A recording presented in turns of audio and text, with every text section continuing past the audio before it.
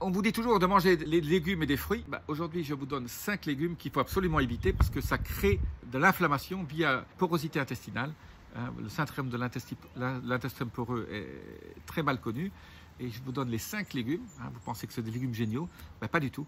Ils contiennent un produit qui est absolument nocif, même s'il est bio. Et donc, je vous donne tout de suite les 5 légumes.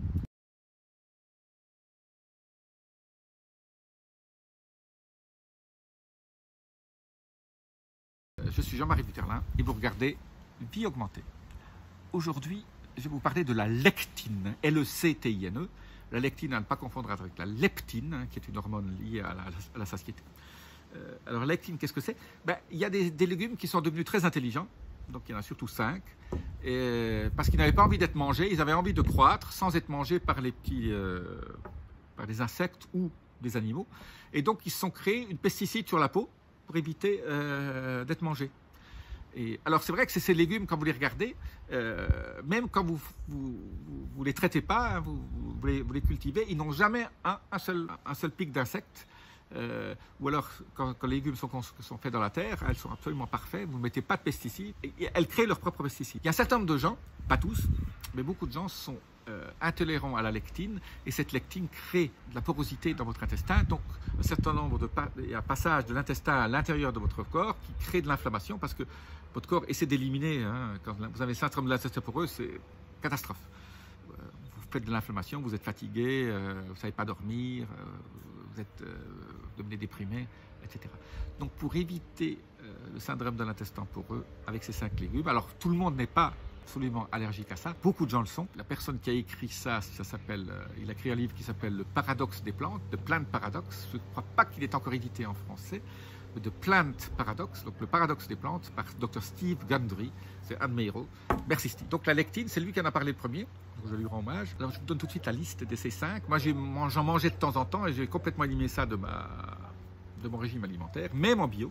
Le pire, c'est l'aubergine. Quand vous regardez une aubergine, elle est parfaite, l'aubergine, elle est brillante à l'extérieur, même quand vous achetez de l'origine bio. Donc ça devrait vous dire. Alors c'est vrai que si on fait du caviar d'aubergine, ça reste une possibilité. Il y a moins de lectine à l'intérieur, la lectine se trouve surtout sur la peau. La deuxième, ça vous n'allez pas aimer, c'est la tomate.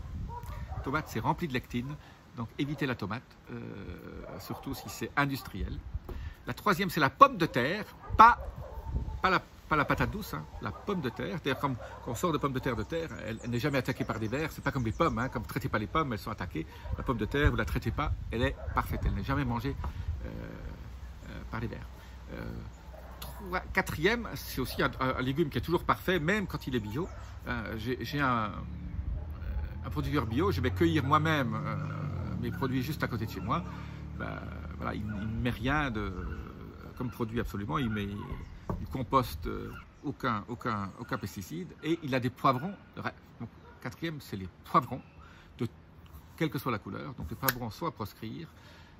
Donc en fait, la ratatouille, c'est très mauvais, parce que ça contient, il y a généralement poivron, la trilogie est poivron, aubergine, tomate. Et le dernier, c'est tout ce qui est les piments rouges.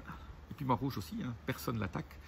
Alors c'est vrai que le capsicum est bon pour la santé, mais il faut trouver du capsicum qui est déjà extrait et qui n'utilise pas la peau.